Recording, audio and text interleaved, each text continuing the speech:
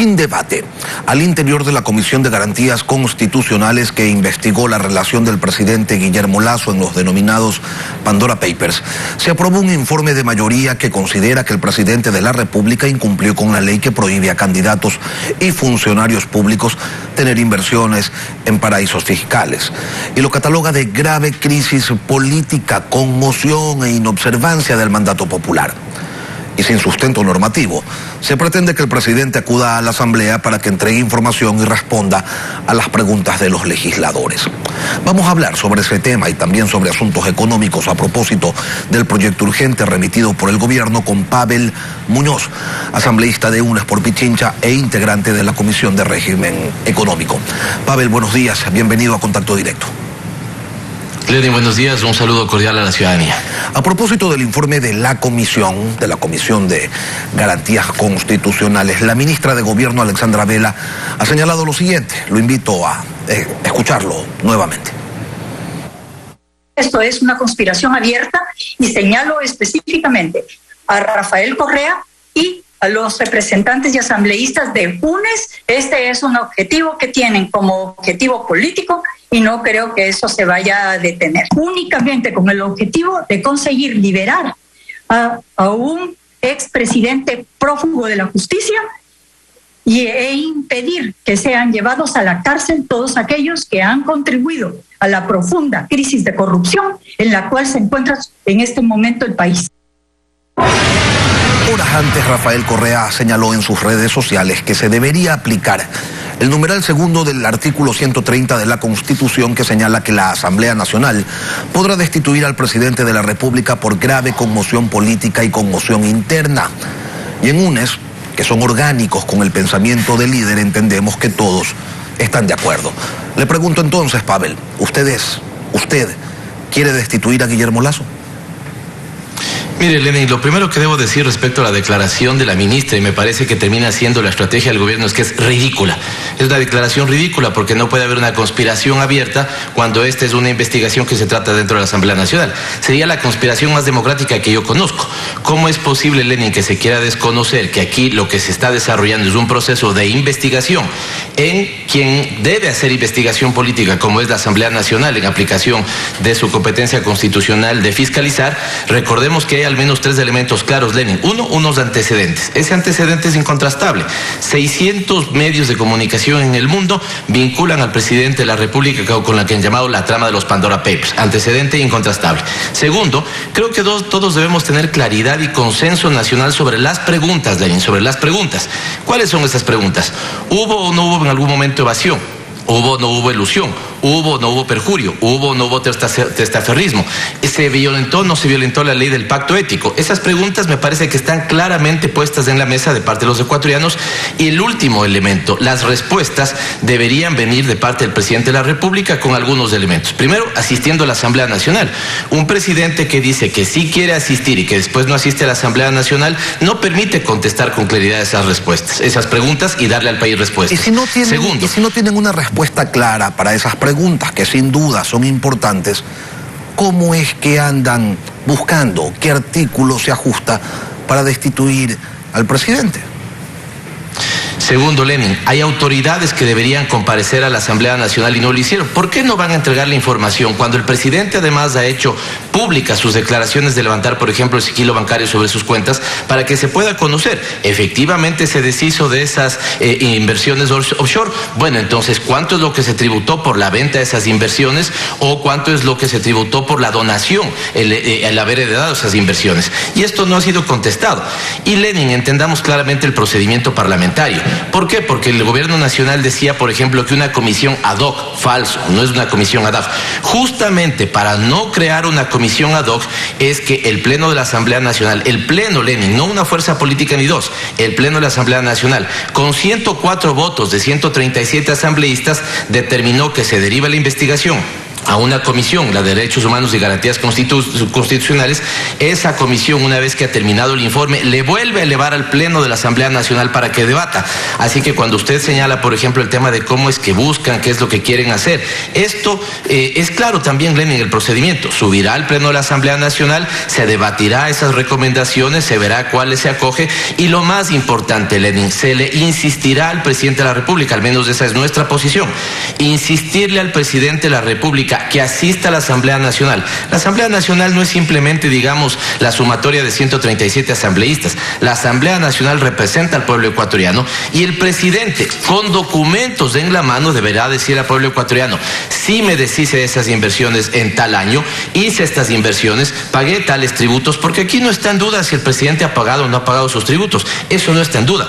Lo que está en duda es si ha pagado la totalidad de los tributos y si le cumplió al país con una ley. Porque esto, a diferencia de otros países, Lenin, aquí hay una ley que dice que un funcionario público no debería tener activos en paraísos fiscales. Es clarísimo lo que dice la ley. Y la ley, por ejemplo, no obliga al presidente a comparecer ante la Asamblea ante el llamado de una comisión, por ejemplo. Ahora, si no está claro, insisto, Pavel, y me gustaría tener una respuesta en ese sentido, si no está claro, si lo que tienen son dudas, preguntas, que las tienen muchos, que las tenemos muchas personas en el país, si no está claro cuál es la respuesta a esa pregunta, ¿por qué andan buscando qué artículo se ajusta para poder destituir al presidente? Lenin, lo que usted me pregunta me parece una cosa que el país necesita. Si no está claro, entonces el presidente tiene que ir a la Asamblea Nacional y dar las respuestas claras. Si no está claro, el presidente de la República no le puede decir al país: eso me importa un comino. Si no está claro, son las autoridades las que no fueron y no entregaron información, las que deberían brindar información para que la Asamblea pueda contrastar y decirle: sí, lo que contesta el presidente tiene consistencia, o no, lo que contesta el presidente no tiene consistencia. Y bajo esos elementos, usted puede derivar al menos del análisis sobre 3 escenarios jurídicos con pros y contras, si es que hay o si no hay, digamos, fundamento jurídico para eso. ¿Cabe una posible enjuiciamiento político? Desde mi punto de vista, sobre las causales establecidas, no cabe. Cabe el hecho de derivar a las autoridades competentes, fundamentalmente la Contraloría, la Corte Constitucional, la Fiscalía, para que determinen si se violentó la ley de pacto ético, por ejemplo. Absolutamente pertinente, claro que sí. Cabe la aplicación del 130 de la Constitución que señala la muerte cruzada. Eso es un elemento que lo debate la Asamblea Nacional. ¿Por qué, Lenin? ¿Por qué cuando semanas atrás el presidente, con la Constitución en la mano, dice: voy a aplicar la muerte cruzada, ¿no es cierto?, los medios de comunicación le dicen que es una posición democrática frente a una supuesta obstaculización de la Asamblea Nacional? Cuando la Asamblea Nacional dice: el Pleno deberá debatir si ese artículo tiene fundamento, no se lo tacha de conspirativo. Me parece, insisto, el gobierno. Ahora, para aplicar el 130... Y el gobierno comete un error, Lenin, comete un error. Desde mi punto de vista, una estrategia ridícula. Para aplicar el 130 se necesitan votos. ¿Los tienen? Lenin, ¿cómo puede el gobierno tener una salida y una respuesta desmesurada si el gobierno es el que suele armar mayoría con, digamos, los asambleístas que suelen apoyar sus posiciones? No los tienen, entonces, para que existan... Eso es un debate que lo tendrá la Asamblea Nacional, Lenin, y un debate de la Asamblea Nacional no puede ser catalogado de conspirativo. Un debate de la Asamblea Nacional tiene que ser saludado, porque ahí está la fuerza de gobierno que, cuando opera con sus aliados, se constituye en la segunda minoría dentro de la Asamblea Nacional. Y entonces lo que se debate en la Asamblea Nacional, lo que se debate en el mundo, fíjese lo que está pasando en Chile, Lenin. Analizan un impeachment al presidente. ¿Quién está diciendo que eso es una conspiración? Claro, cuando los unos, el gobierno me refiero, utiliza la Constitución, eso es democrático. Cuando la Asamblea señala la Constitución, es conspirativo. Bueno, me parece que lo más sensato que debería ser, si me permite terminar solo con esta idea, Lenin, lo más sensato que debería hacer el gobierno nacional y el presidente a la cabeza es ir a la Asamblea Nacional y entregarle respuestas al país. Ahora, no solo lo dice el gobierno, lo dicen también otras bancadas legislativas. Izquierda Democrática se ha pronunciado en contra de lo que consideran también una conspiración. Y dentro del Partido Social Cristiano, ellos se desembarcan al final y dicen públicamente, al menos, que del caos, del atentado contra el Estado de Derecho y de la desestabilización democrática, ellos no piensan participar. Esos términos los utilizaron en un documento que se remitió ayer. Entonces, teniendo claro que socialcristianos no quieren subirse en ese mambo, la izquierda democrática tampoco, ¿qué van a hacer en UNES? Lenin, ¿es legítimo y válido lo que opina la izquierda democrática? ¿Es legítimo y válido lo que opina el Partido Social Cristiano? Entenderá que la respuesta es sí. ¿Por qué no es legítimo y válido lo que opina Pachacutic? ¿Por qué no es legítimo y válido lo que opina UNES, en este caso la Revolución Ciudadana? Nuevamente, doble discurso. Bueno, no es si legítimo. La izquierda democrática... A ver, Pavel, un segundito aquí. Porque si Izquierda Democrática y Partido Social Cristiano dicen, yo no estoy de acuerdo con la conspiración, no estoy de acuerdo con contradecir al Estado de Derecho, bueno, pues es otro nivel de legitimidad, ¿no?, del que estamos hablando. Entonces, obviamente, si es legítimo decir no estoy de acuerdo con la conspiración, y no tiene mucha legitimidad decir yo quiero que este presidente se vaya porque no me cae mal, porque no me ha permitido organizar una comisión de la verdad que garantice impunidad a los líderes de mi organización. O sea, son dos estamentos distintos. Otro segundito aquí, Lenin, otro segundito aquí, como usted también me pide un segundito. Claro que sí.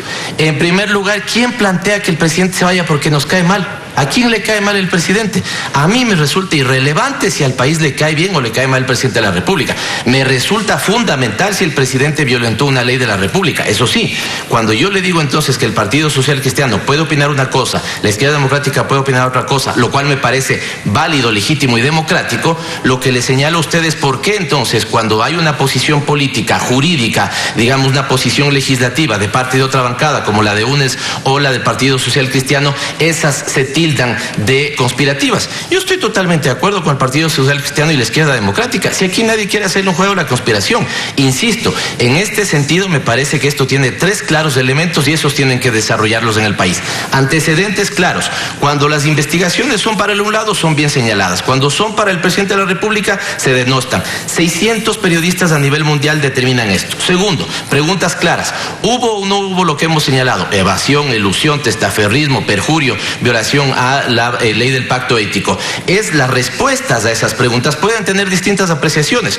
Usted puede estar de acuerdo con unas respuestas y yo de acuerdo con otras, pero lo objetivo es que el presidente vaya a la Asamblea, diga estas son mis verdades, que los órganos pertinentes entreguen la información de respaldo y que la Asamblea, en un debate democrático, jamás conspirativo, de cara a la ciudadanía, no de espaldas a la ciudadanía, diga, cierto, lo que dice el presidente, ¿no es cierto?, tiene fundamento y ha dado una respuesta clara, o no, lo que dice el presidente es inconsistente, por lo tanto tocará la derivación a las autoridades, ¿no es cierto?, pertinentes para que vean el curso legal que debe tener esto. Es absolutamente legítimo.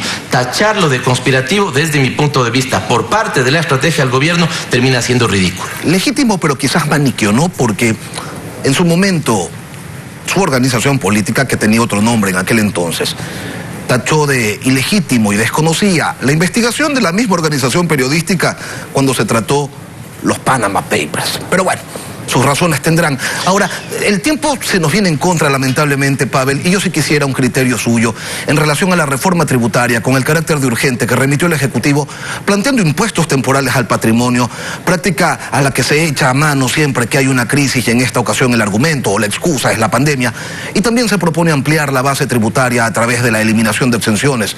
¿Cuáles van a ser los aportes de UNES a esta propuesta? ¿Cuáles son los aspectos que ustedes van a sugerir modificar?